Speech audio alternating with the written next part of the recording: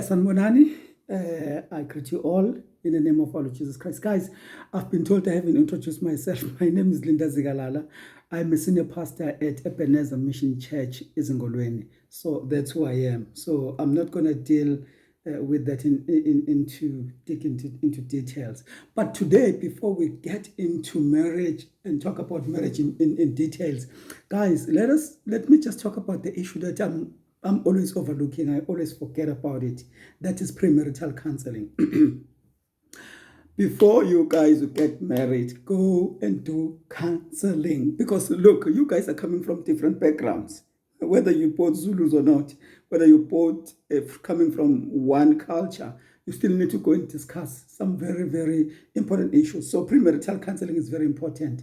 So most of our marriages are not doing well at the moment, especially Christian marriages. It's because we don't go through counseling. We definitely need to go through counseling. Let me just share 7 things that I think are important in premarital counseling, so that you will before you get married, you will go through counseling. There are 7 things that we'll discuss, which are very, very, very important. Number 1, it's what I call role beliefs. Role beliefs. Look, if you're a Zulu person and a Zulu marriage or any marriage, if you don't discuss what your roles are in marriage, it's going to cause problems. It's going to cause problems. Look, I know that some Zulu guys will say the wife is going to do everything in the house. I'm just going to, do anything. I'm going to work for my family. I'm going to work hard for my family. So therefore, my role in the house is going to be only to provide.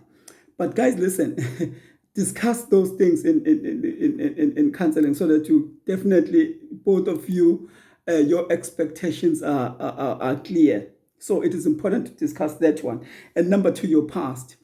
It is important to go through your past, because your past can affect your future. Your past can affect your marriage. The way you've been treated in relationships before can affect the way you're going to deal with your present relationship. Sometimes not. But it's good to go through your past in counseling. So you go to counseling, deal with that yourselves. It's either you can use your DVDs. If you don't want to go to a person, you can use your DVDs to do your own counseling. But if you do that, try and be honest as you can. Or you can go to your pastor, or go to a counselor. Anybody who's dealing with marriage counseling, go to those people so that they can go with you through these processes. As I said, number 1 is role beliefs. You'll be shocked what people believe they can and cannot do in a household. Number 2, your past. Number 3, how do you deal with conflicts? How do you deal with conflicts? Some people cannot even deal with conflicts. Some people just keep quiet. Some people deal with conflicts in different ways. So be honest, go to counseling so that you can deal with those things as well. So now my most important one, that I told you that for me there are 3. But number 1, that in mine it's important, but that's number 4 in my list, is money management.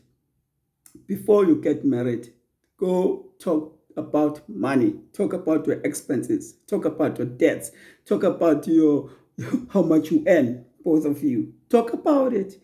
Because if you don't talk about it, it can land you into more trouble when you get married. And another one is sex.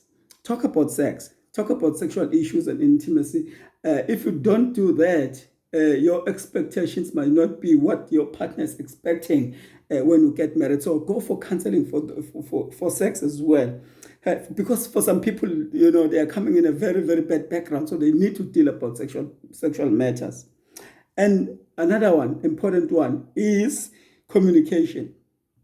How do you communicate? How do you deal with that? It is very, very, very important. And the last one, number 7, is children. Are you expecting to have kids when you get married or not? Deal with that, honestly, in counseling. So premarital counseling, in other words, is important. So go through it.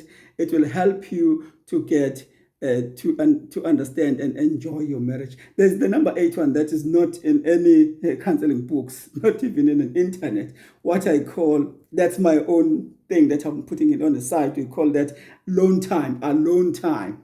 You need to know how you're going to deal with your own spare time in marriage. Let's face it, it's going to be small and small and small and small. So your time in marriage alone is going to be getting small and small and small. So know how you're going to deal with your own time as well. So thank you for now.